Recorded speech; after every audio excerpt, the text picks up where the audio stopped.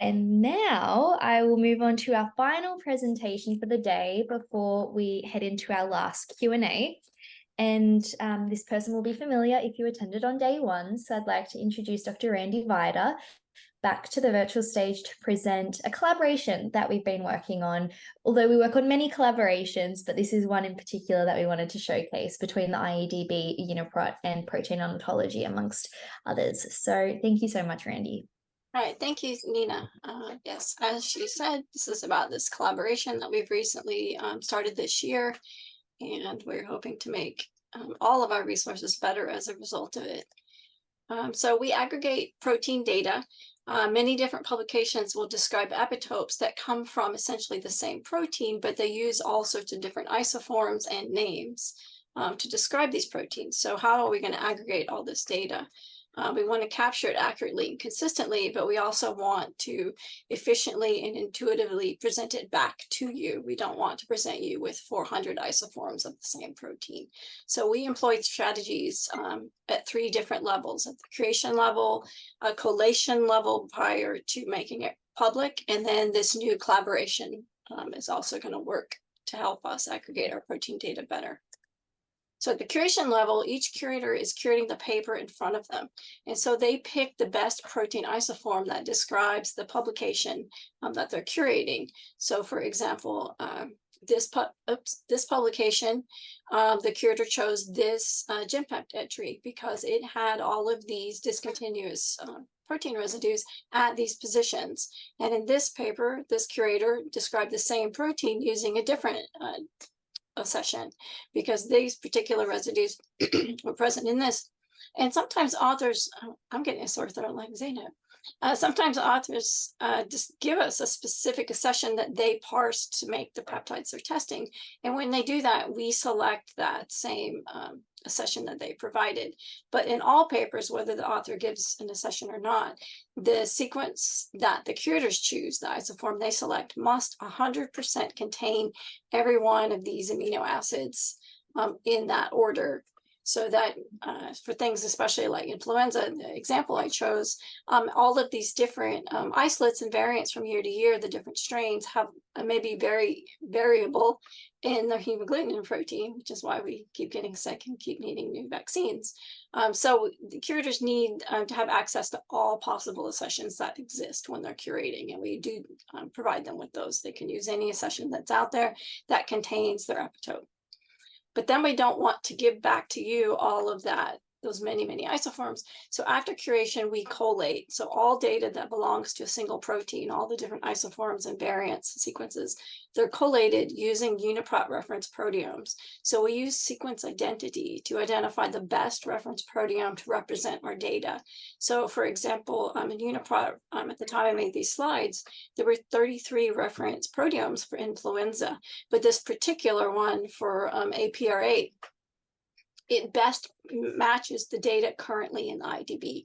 So we have the best sequence identity to these 13 entries in this one reference proteome. So for right now, this is the one we choose to plot and map all of our various influenza data to. And so all of the isoforms that were curated are mapped to this proteome. So there'll be one single hemagglutinin when you're searching. And then when you look at the details in the IEDB, you'll be provided both the accession that the curator used and this reference proteome accession. So you can group by the hemagglutinin from the reference proteome, but you can also see how what sequence contains the epitope sequences. And we update this with throughout the year because there may be new proteomes that become available, or a data may skew to better fit with a different reference proteome. And then when you see this as users, when you're searching on the database and looking at the data as it's presented on the database. So this is the tree structure for the protein, the antigen tree. And you'll see underneath any species, the proteins provided in a tree view from that reference proteome. And so these names are taken from that reference proteome. Sometimes we get users asking us, why are you using this name versus the 15 other names that are often used for the same protein? The names as shown are the reference proteome names, except for allergens. And for allergens, we use the IUIS name, but we still map to a reference proteome. But by doing this, we get all of the synonyms from UniProt. And then when you're looking at the results page after you've done a query, what you see on this antigens tab, these are those reference proteome names, along with counts for how many epitopes, assays, and references we have for each of those proteins. If we don't have a data for a particular protein in a proteome yet, it won't show up here. So influenza is highly studied, so we have data for all 13 of those proteins in the proteome. And then I just wanted to show you, there's an example of all the many synonyms you may get for a single protein. There can be different spellings and all sorts of different versions and abbreviations. And so when you're typing and searching, you can search by common names or short names, and you'll still get hits. And then to talk about this new collaboration, so we just recently started this collaboration with the Protein Ontology, UniProt KB, and IPTMNet. And the goal is to enable new functionality on the database and also improve our data. So the Protein Ontology provides an ontological representation of protein-related entities.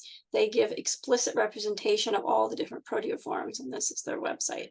And UniProt KB is a database of protein sequences. Some of you may be familiar with it, and it has rich functional annotation of proteins far beyond the information that we have within the IEDB. And IPTMNet provides a library of post-translational modifications, and it integrates PTMs in a systems biology context. And by collaborating with these, we gain the benefit of all of the knowledge and resources that these three resources have that the IEDB doesn't have, or the papers don't mention, but are valuable to our users.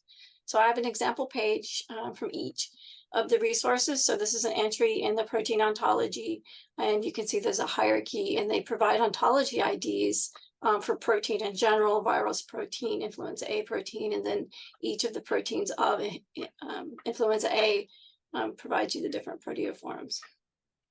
And this is an example entry in the UniProt KB, and it provides all sorts of information like the subcellular locations, processing, structure, family, sequences.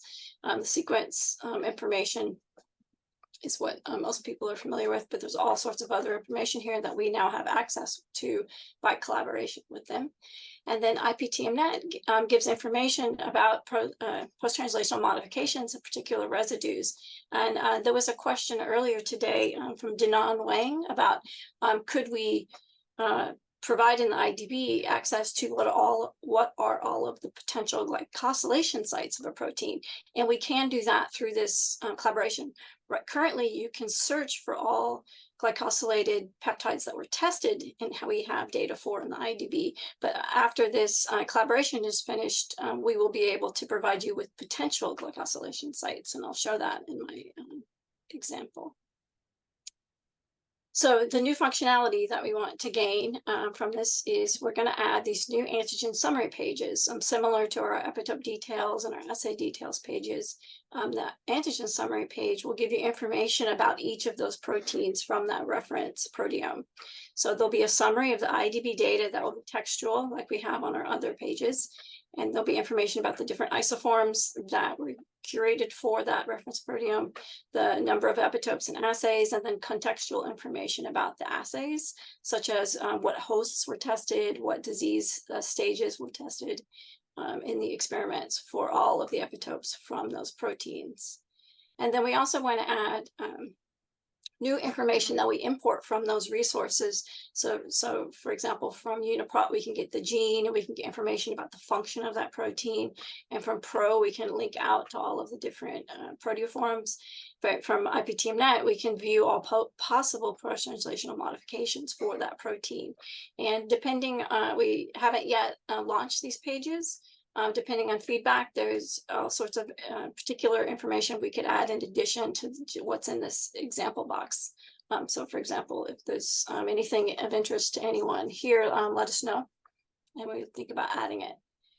Also, as a result of this collaboration, we've been able to improve our data. So as Protein Ontology, UniProt, and IPTMNet look at our data from their viewpoint and their worldview, they find things that we didn't see or weren't obviously apparent to us, and then we get to fix them. So examples of things we fixed since we've started this collaboration is UniProt. Protein Ontology found that we had obsoleted sources being used in the IEDB, and we were able to map that data to non-obsoleted sources. There were examples of where the wrong organism was selected for a particular protein. There were PTM positions and residues that weren't possible. We fixed all of those things, and then we can also add validation to improve the curation process to prevent those same problems from ever happening again. So it's been very productive, and we're still working on launching those antigen landing pages soon. I think that's not, oh no, we have one. So future plans is we want to come up with what links we can make back to those resources. We're thinking of adding to those antigen landing pages calculations. So for example, we can tell you based on the data in the IEDB, this protein's likely to be a cancer antigen, an autoantigen, or an allergen, and we can use weight-based evidence based on the number of experiments and how they were performed to give a weight to those assertions. And then we could expand the antigen landing pages. Right now, because of this collaboration, we're only talking about proteins, but we do have non-peptidic sources in the IEDB too. So we could do the same thing with the non-peptidic sources. Now, this is definitely my last slide. So Nina, do you want to take it away? Can we stop sharing? Thank you. Thank you so much, Randy. We're about, let's say, 5-6 minutes ahead of schedule. So that means we'll just add it onto the Q&A. So I'll give it, all of our attendees another minute or so to start submitting their questions while Randy takes a look at the Q&A. So to the Lanol team, I will invite you back along with Randy, and feel free to take the first question. All right, hello. So I will take this question. So it says, and it's from Dinong Wang at SRI. So this question is, B cell epitopes include linear epitopes and conformational epitopes. Can we search for the conformational epitopes? And that's a great question because, of course, antibody epitopes are usually conformational. So I would say the short answer, unfortunately, is no. Yeah, so I think okay, yeah, so we do have a way to look for epitopes that would be targeted by antibodies. So if you knew, say you had a conformational epitope and you had residues of that were like residue 200, 240, and 242. You can go to our contacts and features database. So this would be for both HIV and COVID. And you could then find antibodies that would be reacting to these positions. You may not find one that reacts to all of them, but you could at least find something similar that would be a known antibody epitope. And I could just quickly show you where to find this information on our site. So if we go to, let's do hiv.lanol.gov, go to immunology database, go to antibody contact database, you could put in, say you're interested, we could just do the default ones, and click submit. And this will show you different antibodies that are over here that could bind these sites. So this would suggest that, like, okay, this is actually indeed an epitope that, you know, would be conformational. They're not right next to each other, but it would be targeted by the immune system. But I think that's currently the best way to search. We don't have a way in our traditional antibody search page to put in a conformational epitope. You wouldn't be able to put in, say, like a protein structure and search for that. But you could find a lot of the information on what's already known about these sites in existing epitopes that are targeted by antibodies on this contacts and features database that's a part of the immunology database. So hopefully that helps. Randy, would you like to take the next question? Sure. Vikram asked, and I think this is for the IEDB, based on what I talked about. Are we planning to download and install UniProt, SwissProt, and Tremble databases databases using their files on our IEDB download site. No, that would be an awful lot of data that you can get from their sites, but what you can get from the IEDB is what are the protein sources of our curated data. So what of those entries are relevant to IEDB. You can access that, but not everything that's in UniProt. So our curators have access to it while they're curating, but all of those files would be hard to maintain for us. So would the HIV team, excuse me, the LANL team like to take the next question? Sure. So there's another one. I'm not actually sure the user's name, but the question is, I want to confirm that a recombinant protein of my design has immune dominant epitopes for B cells, antibodies. Can I do this analysis in the LANL database? Which tool? So this, I think, is a somewhat related question to the first one that we answered. I mean, unfortunately, a lot of antibody epitopes are conformational, and unless you have some idea that the structure is preserved when you're generating a recombinant protein, I would say that it would be difficult to say with any certainty that you would be able to find these immune dominant epitopes based on what's just already known about HIV epitopes. Say, you know, you're making a recombinant, you're adding something else to the ONF protein.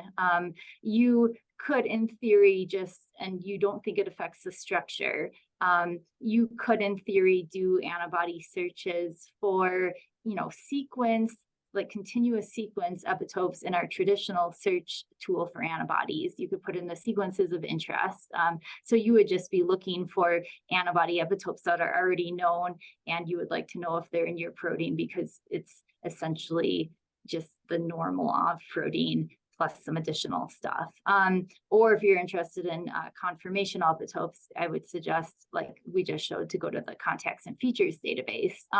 If you have a novel sequence, you're adding something in addition to the ONF protein. Just for an example, you could put the novel sequence into our antibody search as a sequence. I would just be looking for sequence epitopes. I don't think we have any way currently to figure out if that would generate some like neo-conformational epitope. But yeah, beyond this, it would be great if we had some tools that were, you know, more suited to identifying, based on sequence alone, what could be conformational epitopes and what the structure of the protein would be. You know, you could look for things like this, say in PDB, if you have a structure. You could use AlphaFold or things like that to try to predict a structure, and then kind of overlap that with an ONF protein structure that we have, and then predict, like, okay, this antibody could still bind here. But at this point, we don't really have a tool that does that for you. Yeah, sorry to report that. Okay, so I will answer. Question from anonymous attendee: if I could explain further how calculated annotation would categorize a sequence as an allergen. This is something we don't have yet, but hypothetically, we curate both healthy controls and subjects with allergy. So if all the subjects with a certain allergy reacted to many epitopes from a particular allergen, and the healthy controls did not react to any epitopes from that same protein, that would give you an indication that that's highly recognized as an allergen based on the data that we have in the IEDB. And some proteins, maybe if they're not very well studied, we wouldn't attempt to assert any information about them, but there was a great deal of experiments that were always positive, then it would sort of indicate that it was likely. And that's just one of the things we could potentially be working on. It's not necessarily done yet. Awesome. Thank you, Randy. I know there's another one for you. I'll jump in between, because this question was asked at the start of the LANL presentation, but it relates to the IEDB. So it's from Christopher Thorpe about are all the HIV T cell epitopes in this HIV database that was being shown also in the IEDB? And I actually did a quick search, which I'll show, but essentially the IEDB does have some HIV data, but it is not designed to be comprehensive. So in a paper, if there is something that's in scope for us, like influenza epitopes, and together with that, there's some HIV data, we will co-curate it. But if it's just a paper on HIV epitopes, that's out of scope for the IEDB. Or for example, if there's 3D structural data or for binding data that's relevant outside of HIV applications, then we will curate that. It is not exclusively in scope for us. And I thought what was interesting when I did just do a quick search, hopefully that loads, I did look at the human immunodeficiency virus one as an organism on the IEDB and did a search, and we do have a note of sorts to the immunology database that the LANL team showed for comprehensive information. So we've got 1100, and again, it's that co-curation. If this data is already in a paper that's in scope for the IEDB, we will curate it. I'll stop there. And Randy, if you wanted to add anything else to that, otherwise you can take the next question. No, I think you covered it well. I was gonna take the next question from Darren, who I'm going to out as one of our protein ontology collaborators as part of this talk that I just gave. He said that earlier there was a presentation describing PepMatch, and he was wondering if IPTMNet collaboration, specifically the API designed to return PTMs overlapping submitted peptides, if it can be incorporated into PepMatch to reveal possible PTMs, and also asked if that would be useful. So Dan is our PepMatch developer, and he's not here right now, and that would be a better question for Dan to answer. I think hypothetically it sounds possible. I think it would be probably useful just based on us getting questions about possible PTMs. So that's something that we'll add to the agenda for that meeting to discuss in more detail. Thanks. And I think the last question's for Nina. I'll take that from Vikram. Can we access the recording of the workshop using personal email account? In fact, you won't need your email at all, which is the best part.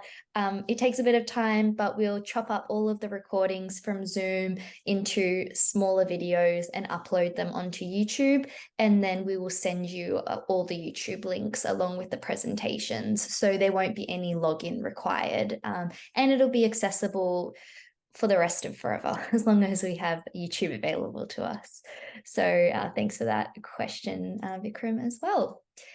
And with that, our Q&A is clean. So I'd like to say a very big thank you once again to our colleagues at the Los Alamos National Laboratory. Thank you, Elizabeth-Sharon, Jennifer Mamrosh, and Jennifer Macke, and also to Randi for coming again on day 3 and presenting the collaboration. And it's awesome to see Darren also in attendance, which is great.